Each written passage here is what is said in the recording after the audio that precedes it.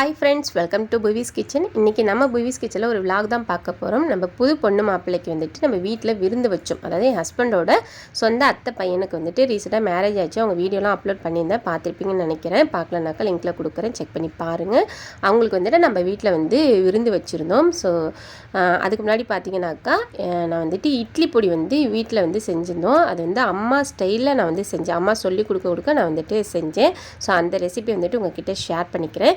அதுக்கு பார்த்தீங்கன்னாக்கா ஒரு கடாயில் 1 டம்ளர் புழுங்கல் அரிசியை வந்துட்டு நல்லா பொன்னிறமாக வறுத்து எடுத்துக்கலாம். அதை வந்துட்டு பொரி அரிசின்னு சொல்லுவாங்க.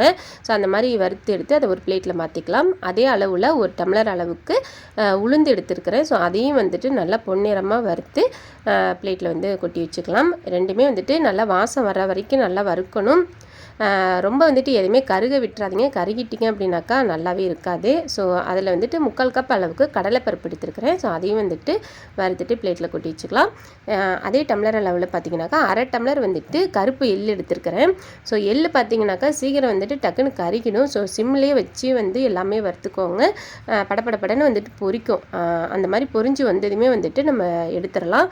அதையும் வந்துட்டு பிளேட்டில் மாற்றிட்டு உங்களுக்கு காரத்துக்கு தகுந்த மாதிரி வந்து வரமிளகாயை ஆட் பண்ணிக்கலாம். நான் வந்துட்டு ஒரு 20லேருந்து 25 மிளகாய் இருக்கும் எடுத்துருக்கிறேன். ஸோ உங்களுக்கு காரம் வந்துட்டு கம்மியாக வேணும்னாக்கா நீங்கள் வந்துட்டு கம்மியாகவே வந்து சேர்த்துக்கோங்க. ஸோ அதையும் வந்துட்டு லைட்டாக ஒரு வாசம் வரும் இல்லையா, அந்தளவுக்கு வந்ததுமே அதையும் எடுத்து நம்ம வந்து பிளேட்டில் மாற்றி வச்சுக்கலாம்.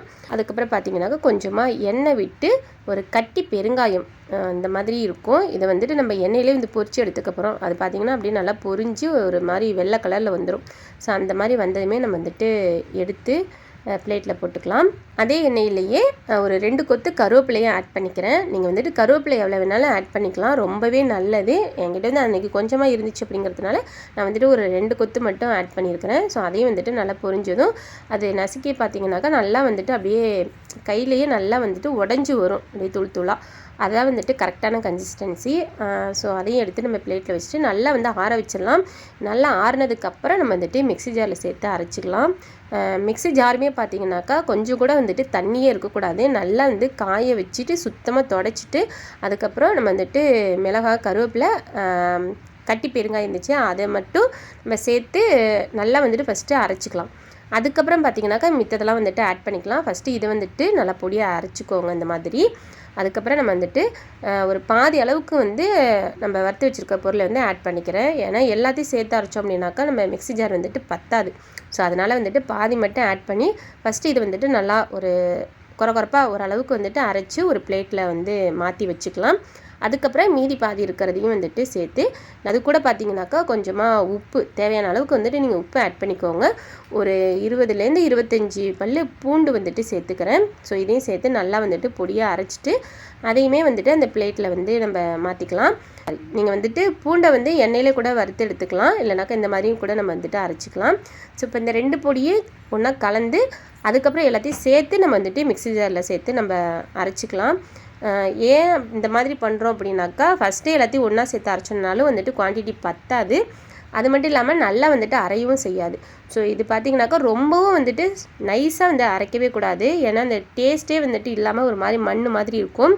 ஸோ அங்கங்கே வந்துட்டு அந்த கடலைப்பருப்பு, உளுந்து இதெல்லாம் வந்து நம்ம சாப்பிடும்போது பல்லில் வந்துட்டு கடிப்படணும். அப்படி இருந்தால் தான் வந்துட்டு நல்லா டேஸ்ட்டாக இருக்கும். ஸோ இந்த மாதிரி வந்துட்டு ஒரு பிளேட்டில் நல்லா ஆற வச்சுட்டு அதுக்கப்புறம் வந்துட்டு நம்ம ஸ்டோர் பண்ணி வச்சுக்கலாம்.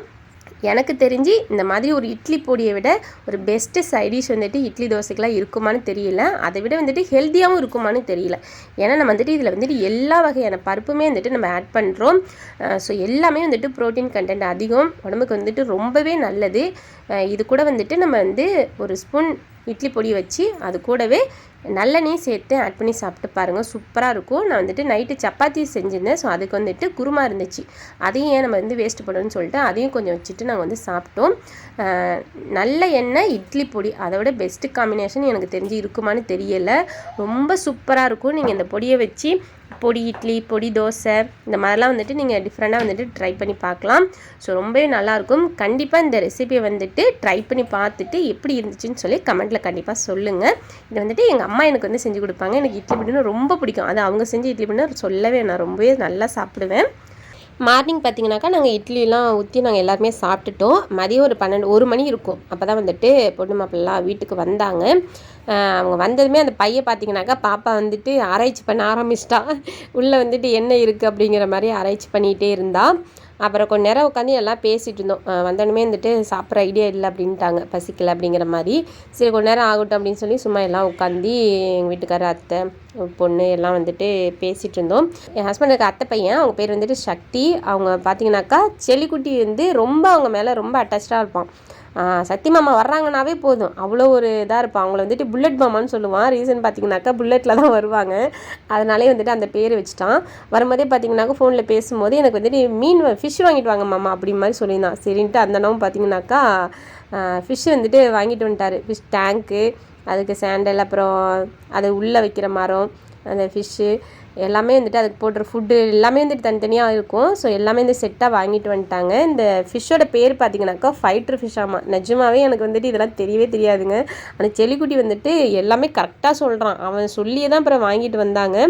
அதுக்குன்னே பார்த்திங்கன்னா தனியாக ஃபுட்டெல்லாம் இருக்குது. அதுக்குன்னு வந்துட்டு அதாவது இந்த ஃபிஷ்ஷுக்குன்னு போடுறதுக்குன்னே ஃபுட். ஆமாம், அது மாதிரி வந்துட்டு செல்லிக்குட்டியும் அப்புறம் மச்சான பசங்களும் பார்த்திங்கனாக்கா அதை வச்சு விளாண்டுட்டு இருந்தாங்க. விருந்துக்கு வந்து நாங்கள் என்னென்ன செஞ்சதோன்னு சொல்லி பார்க்கலாம் வாங்க.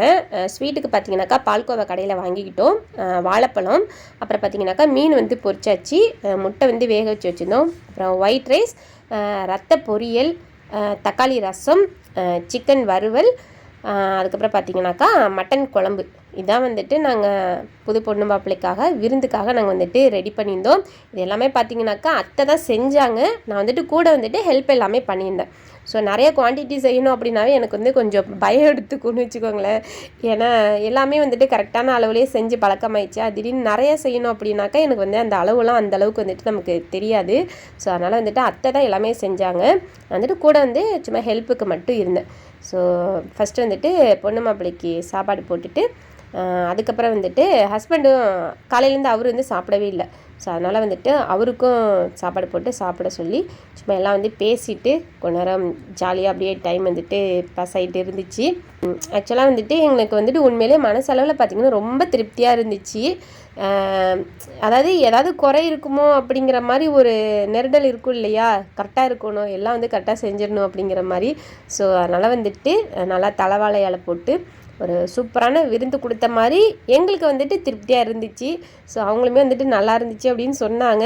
ஸோ அப்புறம் என் ஹஸ்பண்டோட அத்தை மாமாவையும் இன்வைட் பண்ணியிருந்தோம். ஸோ அவங்களுமே வந்திருந்தாங்க. ஸோ அவங்களும் வந்துட்டு சாப்பாடு போட்டு எல்லோரும் சாப்பிட்டு முடிச்சுட்டு அதுக்கப்புறம் தான் பார்த்திங்கனாக்கா நான் அத்தை எல்லாம் வந்துட்டு ஃபைனலாக வந்து சாப்பிட்டோம். ரொம்ப டைம் ஆகிடுச்சு. அதுக்கப்புறம் வந்துட்டு சாப்பிடவே முடியல, ஒரு மாதிரி அன்டைம் ஆனதுனால பசியும் இல்லை. ஸோ சும்மா கொஞ்சமாக பேருக்கு மட்டும் எல்லாம் சாப்பிட்டுட்டு ஓரளவு வந்து எங்களுக்கு வந்து திருப்தியாக இருந்த மாதிரி இருந்துச்சு. ஸோ பார்த்த உங்களுக்கும் இது கரெக்டாக பண்ணியிருக்கோமா அப்படின்னு நினச்சிங்க அப்படின்னாக்கா கமெண்ட்டில் சொல்லுங்கள். அதுக்கப்புறம் பார்த்திங்கன்னா அவங்க சாப்பிட்டு முடிச்சுட்டு உடனே கிளம்புறேன்னு சொல்லிட்டு இருந்தாங்க. ஸோ நாங்கள் தான் வந்துட்டு கொஞ்ச நேரம் வெயிட் பண்ண சொல்லிட்டு இருந்தேன், சாப்பிட்டு முடிச்சுட்டு நானும் வரேன் இருங்க அப்படின்னு சொல்லிட்டு. அப்புறம் அவங்க அத்தை மாமா வந்துட்டு கிளம்பிட்டாங்க. அதுக்கப்புறம் பொண்ணு மாப்பிள்ளை வந்துட்டு வெயிட் பண்ண சொல்லியிருந்தோம். ஏன்னா புது பொண்ணு மாப்பிள்ளை இல்லையா, நம்ம வேறு அழைச்சிருக்கிறோம், வெறும் கையோடு அனுப்ப முடியாது இல்லையா.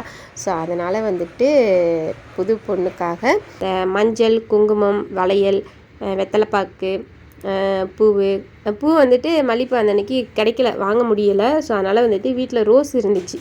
ஸோ அதை மட்டும் வச்சு அப்புறம் காசு வச்சு நாங்கள் வந்துட்டு கொடுத்தோம். அது டக்குன்னு பார்த்தீங்கன்னாக்கா அந்த பொண்ணு காலில் விழ வந்துட்டா. எங்களுக்கா ஒன்றுமே சொல்ல முடியனால பயந்துட்டு, நம்ம வந்து அந்தளவுக்குலாம் வந்துட்டு பெரியவங்களாம் இல்லை இல்லையா. ஸோ திடீர்னு வந்துட்டு எங்களுக்கு அதெல்லாம் புதுசாக இருந்துச்சு. ஸோ அந்த மாதிரிலாம் எதுவும் பண்ணிடாதம்மா, எங்களை வந்துட்டு பெரிய மனுஷன் ஆக்கிடாத அப்படின்னு சொல்லிட்டு அதுக்கப்புறம் வந்துட்டு வெறும் இதை மட்டும் எடுத்துக்கோங்க, அதுவே எங்களுக்கு சந்தோஷம் அப்படின்னு சொல்லிட்டு அப்புறம் வலையெல்லாம் இங்கேயே போட்டுக்கிட்டாங்க, பூவும் வச்சுக்கிட்டு. அதுக்கப்புறம் வந்துட்டு நல்லபடியாக கிளம்புனாங்க. எங்களுக்கு முழு திருப்தியாக இருந்துச்சு. பொண்ணு மாப்பிள்ளையை கூப்பிட்டு விருந்து வச்சோம் அப்படிங்கிறதுல வந்துட்டு மனசுக்கு அவ்வளோ ஒரு நிம்மதி, சந்தோஷம். ஸோ எல்லாம் வந்துட்டு சாப்பிட்டுட்டு திருப்தியாக வந்துட்டு ஊருக்கு கிளம்புனாங்க. ஸோ பார்த்துட்ருக்குற நீங்களுமே இந்த புது பொண்ணு மாப்பிள்ளைக்காக வந்துட்டு விஷ் பண்ணுங்கள். ஏன்னா நியூவாக வந்துட்டு லைஃப் ஸ்டார்ட் பண்ணுறாங்க, பல ஆசை கனவுகளோடு வந்துட்டு வாழ்க்கைக்குள்ளே வருவாங்க இல்லையா. ஸோ அவங்களுடைய விசேஷம் எல்லாமே வந்துட்டு நல்ல விதமாக நடக்கணும் அப்படின்னு சொல்லிட்டு நானுமே ப்ரே பண்ணிக்கிறேன். ஸோ நீங்களுமே வந்துட்டு விஷ் பண்ணுங்கள். ஓகே ஃப்ரெண்ட்ஸ், இந்த வீடியோ நான் இதோட முடிச்சுக்கிறேன். வீடியோ உங்களுக்கு கண்டிப்பாக பிடிச்சிருக்குன்னு நம்புகிறேன். வீடியோ பிடிச்சிருந்தாக்கா லைக் பண்ணுங்கள், ஷேர் பண்ணுங்கள். நீங்கள் ஃபஸ்ட் டைம் இப்போ தான் நம்ம சேனலை பார்க்குறீங்க அப்படின்னாக்கா மறக்காமல் சப்ஸ்கிரைப் பண்ணிக்கோங்க. இதே மாதிரி வேறு ஒரு இன்ட்ரெஸ்டிங்கான வீடியோவில் மீண்டும் சந்திக்கிறேன். நான் until then take it, Tata, bye bye.